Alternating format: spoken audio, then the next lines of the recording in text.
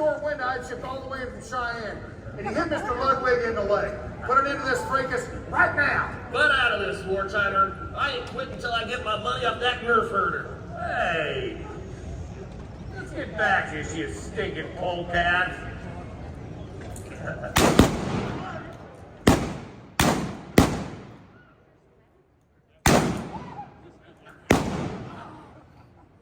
Wait. I'm out.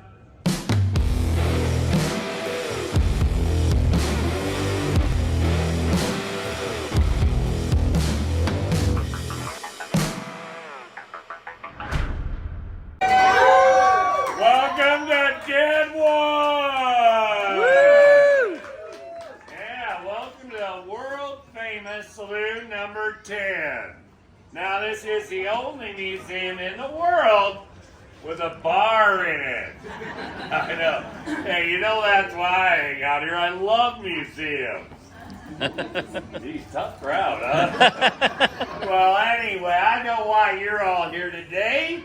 You're gonna watch me play some cards, right? Woo! All right, well, I'm gonna do that for you. First, I'm gonna tell you some stories about myself and how I came to be the man you know me as today. And also how I ended up here in Deadwood. And, well, I can tell you, it's gonna be pretty tough to concentrate on stories with these cards sitting all idle like that back here, but I'll do my best. Now, when I do get ready to play cards, I'll ask for 4 volunteers out of y'all. So if you want to come up here and play some cards with me, wait till I ask, raise your hand up high and go, pick me! And I might pick you. All right, y'all know who I am? Wild Bill Hickok, exactly right. Well, James Butler Hickok.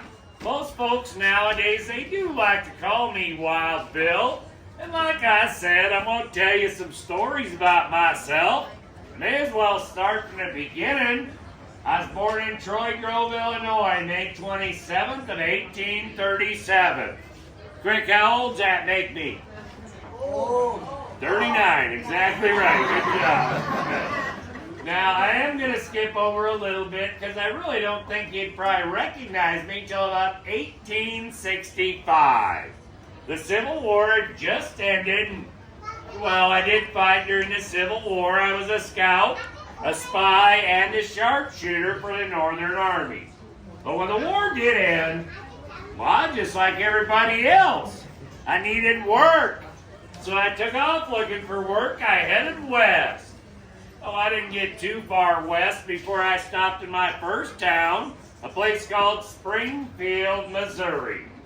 Now, Springfield, more of just a stopping point for me, but I did find a card game right away, and if you don't know anything else about me, surely you know that I ain't passing me up a good game of poker. Now, in this game, I played with a fella by the name of Davis Tutt. And Davis, he was a Southern boy, and of course I fought for the North during the war, so how we got along well enough to sit across the table from each other, I have no idea. And that guy really did not like me at all. But we managed, and we did play for a couple days. Unfortunately, I ended up owing him about $35. Now, $35 being quite a sum of money that I didn't have, and Davis really wanted some collateral, well, I didn't know what I was going to do. All I had was an old pocket watch that my daddy had given me, and I wasn't about to give that up. But Davis, he was relentless. He wanted something to ensure him that he was getting his money back. So, reluctantly, I did end up giving him that pocket watch, but I told him, I said, now, Davis, don't be going around telling everybody how you took that from me in a card game, because that ain't how it happened. That watch means a whole lot more to me than $35, and I'm getting it back. Well, the very next day, here's Davis Tutt in the streets of Springfield, swinging that watch around, bragging to everybody, taunting me with it. Oh, I yelled at him across the town square, told him to knock it off, but he didn't want to listen. He yells back at me, I yell back at him. Then what's he do? He pulls out a gun and he takes a shot at me. Landed right at my feet. Well, if you know anything about the West, you don't take a shot at somebody unless you expect one coming right back at you. And I don't miss. I lined up and did 75 yards across that town square with my .36 caliber black powder pistol. Bam! One shot right through the heart. Well, the authorities there in Springfield were none too happy with me shooting a fella down in their streets. And they arrested me. They told me that I was liable for the death of Davis Tutt. Well, I said, what about self-defense? He shot first. Yeah, all the witnesses on his side said he was just funning around. He wasn't really shooting at me. You know, I'm quite sure he don't think it's too fun anymore. Well, the judge saw it my way. Self-defense. I was acquitted there in Springfield, but I did figure it's about high time I got out of town. As I'm leaving town, I ran into another fella who just happened to be at that gunfight, and he saw the whole thing. He was a writer by the name of Henry Nickel. Now, Mr. Nickel, he wrote for Harper's Monthly. He wrote a lot of them dime novels out there on the East Coast. Said he wanted to do an interview with me. Said the people out there, they needed a hero of the new frontier, and, well, I guess he was going to make me it. Now, in this interview, I did tell him some stories about myself, and yeah, maybe I did exaggerate just a tad, but not nearly as much as he did. By the time he told that story, he had me killing around 200 people. Can you believe that? It was more like less than a half a dozen at this point, but it did make me famous. I went from being James Butler Hickok to being Wild Bill Hickok, the Prince of the Pistoliers, the greatest gunfighter the West had ever seen.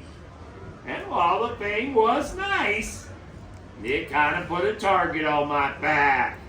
Now every guy that had a gun wanted to be the guy that shot down the greatest gunfighter, and, well, I had to be extra cautious from then on.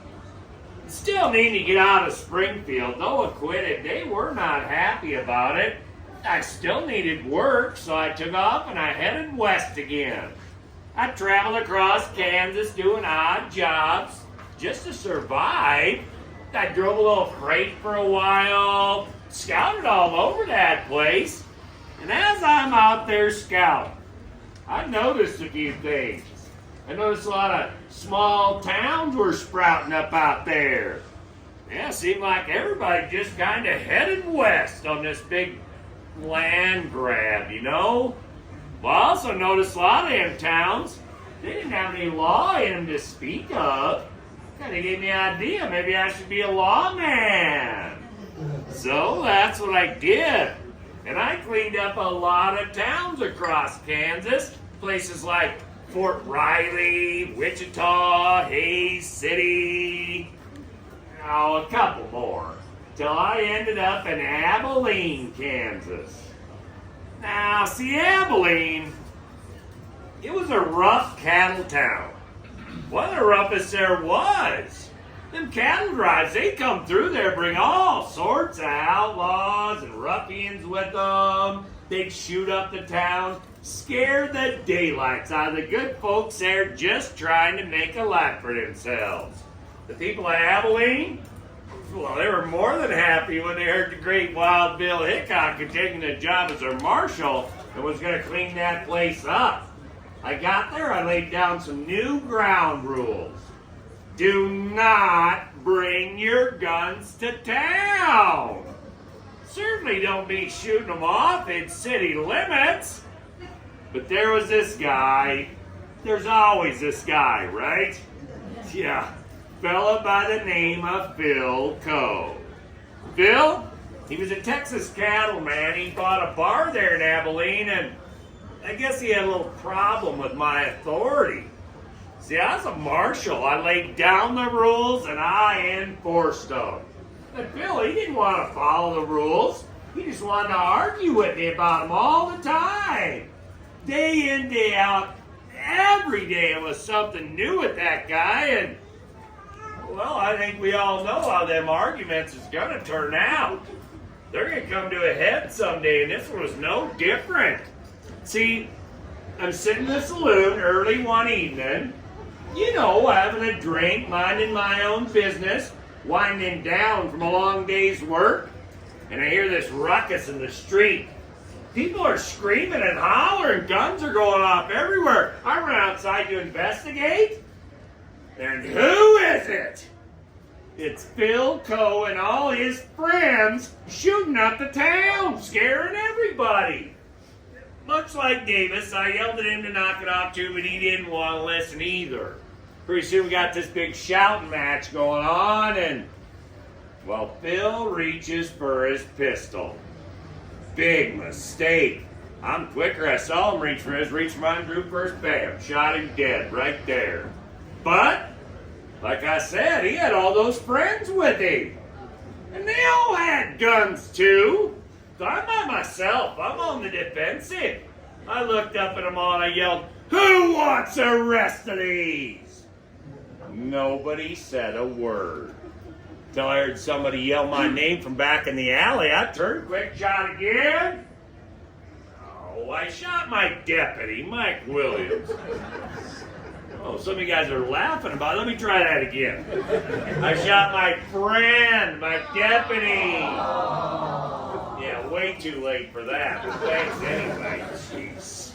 Some of you folks in here got a real sick sense of humor. Yeah, I'm looking at you. It was a bad day. Well, I didn't much want to be a lawman anymore after that. So I gave it up. And I moved on. I bounced across Kansas again, doing the things I'd like to do to try to make myself feel a little better. I mean, sure, I had a drink or several, but I did find good card games about any town I went to. Now, at this point in my life, after I'd shot my deputy there in Abilene, my friends were worried about me. They said I was drinking way too much, spinning out of control, wasting my life away, and, well, they all wanted to give me a leg up of sorts. And when I ran into Buffalo Bill Cody, now I know y'all know who that is, and Buffalo Bill and our other friend Texas Jack, well, they come up to me and say, "Bill, we're taking a Wild West show out to the East Coast, and we would be honored if you would join us." Well, not doing much else at the time and really needing some money, I said, "Why not? Let's take that Wild West show out there and show them Easterners just how wild it really is out here." Truth be told, I didn't care for that. No, some people are showmen and some aren't. Buffalo Bill? Heck yeah, there's a showman for you. Me? No, not so much. And you know, I did get into a little bit of trouble out there. See, my friend Buffalo Bill, he didn't think it was right that I was drinking and carrying on during the shows, and, well, he took my liquor away. I'm here to tell you, it made me rather ornery. I shot the lights out of some of the venues we played in, shot a couple of extras with blanks and started their pants on fire because I thought it was funny. Yeah, they didn't. I'd say by the end of it all, my good friend Buffalo Bill regretted every minute taking me with on that tour. So I saved the trouble of firing me and I quit. Oh, the West was calling me again anyhow. I had to get back out here. I ended up over there in Cheyenne, Wyoming territory. Now when I got to Cheyenne, well, I found me a card game right away because that's just what I do. I played for a couple days, was doing pretty good. I look up from the table, and in walks a lady friend, Agnes Lake. Now, see, I'd known Agnes for years, and when we got back together, it was like we'd never been apart at all. Well, I guess I could tell you folks, I was rather fond of Agnes, and well, after sitting down with her for a while, talking and catching up a bit, I found out she's fond of me too, so I asked her to marry me. You know what she said? No, what do you mean no? You really think I'd tell the story and she said no? Yes, she did say yes. We had a nice little wedding and I whisked her away on a honeymoon to Cincinnati. I said the same thing, woo! We did honeymoon in Cincinnati for a short spell, but Agnes, she had worked there. She's running a circus by this time, and well, I had to get back out here, so I left her there and I headed back west. Oh, I figured to myself, Cheyenne seemed like a right fine town. Maybe that's where I'll go start working on a fortune so me and Agnes can retire. Turns out, Cheyenne was not nearly as good to me as I'd initially hoped. No, I went on this long streak of bad luck, you see.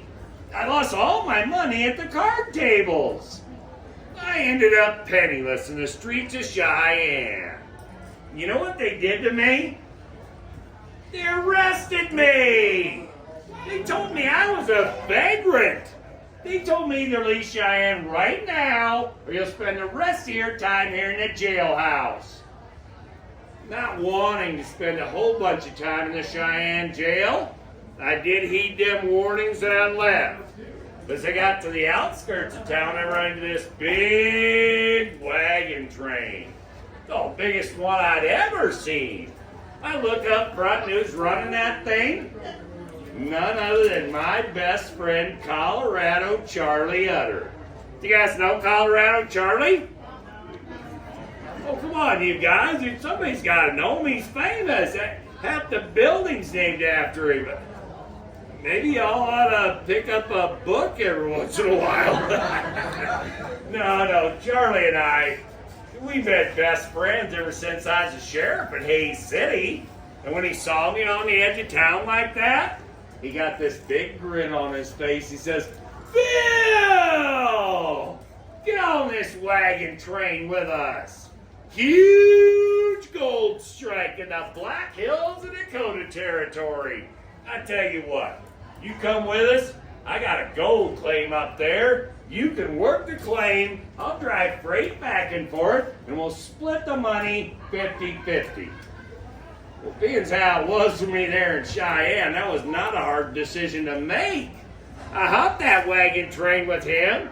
All sorts of fine folks on there, over 200 of them. 70 plus wagons all filled with goods for this town right here. Now we headed north out of Cheyenne, spent about a week out on the prairie before we pulled up at Fort Laramie. Now, when we got to the fort, they were excited to see us. Well, at least the colonel was anyway. He come running right out the wagon train, says, "Fellas, so good to see you guys. You gotta help me out here. Since these women showed up at the camp, I can't get a thing out of my guys. They don't get any sleep at night. They're staying up all night drinking and carousing with these women. Get them out of here, please." And we look over and there's Dirty M and Madam Mustache. A little tidbit was there, and well, this other scrungy looking fella actually turned out not to be a fella at all. I think you know what I'm talking about, right? Calamity Jane. Now, I also know you've been starting and spreading some rumors about myself and Calamity maybe somehow being romantically involved. Not true. Come on now, didn't I just tell y'all I was married? Man, them rumors get back to Agnes, I'm in all sorts of trouble. Besides, you ever seen Calamity? She looks like a man, dresses like one, drinks like one, curses like one, spits like one, smells like one. Yeah, no thanks. I like them a bit more feminine than that. But you know, I probably shouldn't talk bad about Calamity, though, because, well, for whatever problem she may or may not have, I don't know anybody that works harder than her, man or woman, and, well, she's got a heart of gold. If you got a problem and Calamity Jane is anywhere around, she'll help you out. I guarantee it, just the kind of person she is. And we did get to be friends. They all got on that wagon train with us. Then a week and a half later, we pull up on the edge of town out here. We look down over this gulch, and it stinks something fierce. It was dirty and muddy and nasty. One street, Main Street, the horses, the cattle, the oxen, they'd all go down that street and do their business. It was mud and muck on the main street about that deep. It never dried. If you wanted to cross, you had to go all the way to the top, cross up there and come down the other side. But the people didn't care. No, they didn't come here for how it smelled or how it looked. You know why they came here, right? Gold, and lots of it. They were flooding in here by the thousands seeking their fortune. And that's no different. I mean, I wanted my fortune too. I knew I had a working gold claim out there. I went right out and I started working it. I worked it hard for about 3 hours. Yeah, I found out real fast that gold mining was not for me. But Deadwood, being what it is, all the people, the gold, the saloons, the gambling halls, yeah, it didn't take me long to find something else doing this town. I'm downtown playing cards. Boy, now I go and look at them cards again. I guess story time's over. I need 4 volunteers out of y'all. There's one there, there's one right there, there's one right there, and there's one over there. Come on. Man, you got fan fun. All right, let's see. Charlie Rich, you're over there. Carl, man, you own this place. You're right here. I'm going to make you my bartender. Harry Young, get back there and get to work, Harry. This place is a mess. Hey, Captain Massey, you're right there. All right, tell you what. I'm on the talk for these fellas. Let them know what it's like to play cards here in Deadwood. And, you know, I'm pretty sure they know. They look pretty seasoned to me. Listen to this fella. He's going to tell you all about what's going on in this town right now. Sorry, didn't mean to swear. I don't want to put that on. All right, first of all, thank y'all for helping me out. Really do appreciate it. It's really simple. Hi, folks, and welcome to the Old Style Saloon number 10. In a few moments, you'll step back in time to witness what happened on that fateful day, August 2nd, 1876, when Wild Bill Hickok was gunned down by crooked-nosed Jack McCall. The employees of the number 10 will set the scene for you, so sit back, hang on to your sarsaparilla, and we'll start from the beginning. It was during the latter part of August 1875. Frank Bryant and a party of 7 gazed down into a gulch of tangled, broken trees, which from then on was to be known as Deadwood Gulch. They made their way to the bottom and began to pan for gold. Soon the cry of gold echoed up and down the canyon walls. They hastily built a crude cabin east of their find, but nevertheless went on to prospect throughout the northern hills, only to return on November 8, 1875, to post a claim of their discovery. On the very next day, November 9, 1875, a second group filed a claim just short of 3 miles up the creek. This outlined a stretch that was destined to become known as the richest placer claim area, not only in North America, but the entire Western Hemisphere. As news of this bonanza leaked out, the rush was on, resulting in a flood of mankind from all directions. The army could no longer stop the invasion of the fortune hunters. By August 2nd of 1876, Deadwood Gulch, now known as Deadwood City, and often referred to as Sin City, had acquired a worldwide reputation as a booming metropolis. Its surrounding hills and creeks were loaded with gold. Even greenhorns were said to be able to find nuggets, well, as they put it, bigger than horse turds. Its streets were lined with substantial businesses, offering everything from an opera house to dance halls, saloons and banks, stores of every sort, but mainly saloons and gambling dens. Deadwood Gulch was jam-packed with every variety of mankind, good and bad.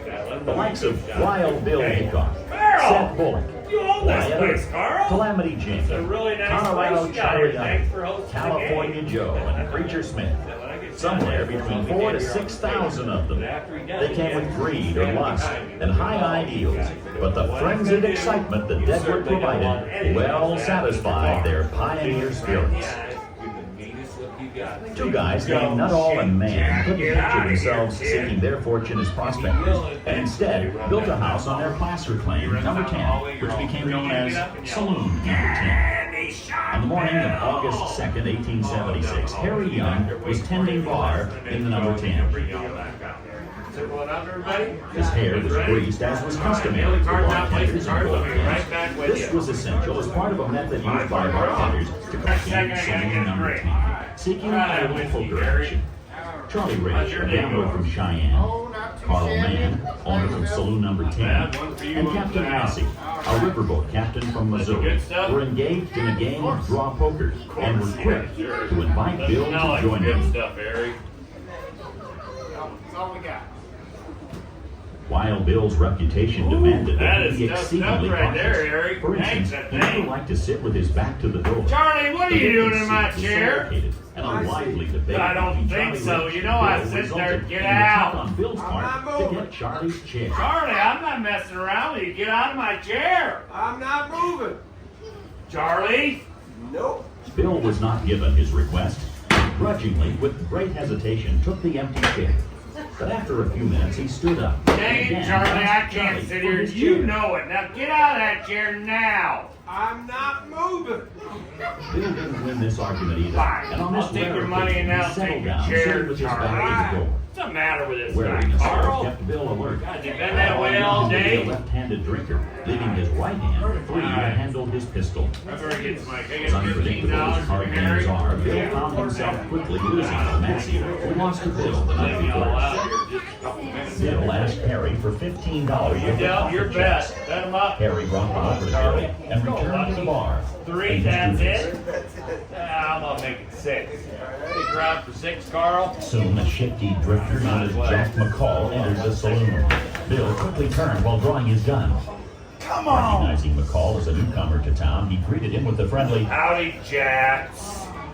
then reholstered his gun That and kid was in resumed here the last night playing cards. I can't Jack believe he slowly came back circled the today. table, pausing briefly behind each player and analyzing each hand. Hey! What are you looking at? We don't need you lurking. Get out of here. You gonna let it talk to you? Hey, not him. You. Get out. Matter what. Wild Bill's attention was Let on him in Massey. here today. There was a friendly argument between them, and Wild Bill remarked, Money's money, right? I know he ain't got any money left. All right, everybody's in for 6. upon returning directly behind Wild Bill, Give me such that. as Jack McCall, 2. 2, 3. Take that the thing, bullet you. struck Bill in the back of the head, coming out of his left cheek and lodged in Captain Massey's left arm. It was discovered soon after the cards Bill was holding were an ace, forever known as the dead man's hand. All fled the saloon except Carl Mann, who was held at bay by McCall. Jack snapped the trigger of his gun several times, but failed to fire. He then ran out the door off the street. He was found hiding in a building behind a butcher shop. Later on in the day, he was tried in a minor court. The verdict being competent in force for deceitful defense. Found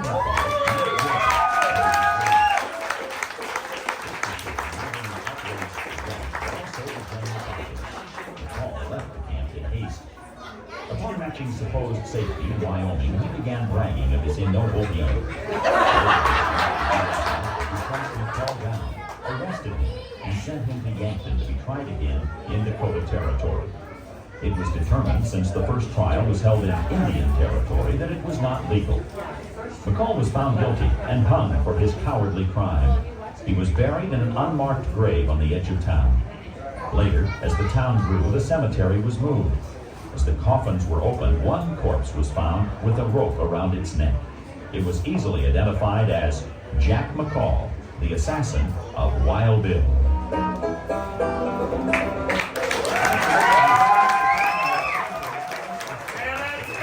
Volunteers, they did a great job.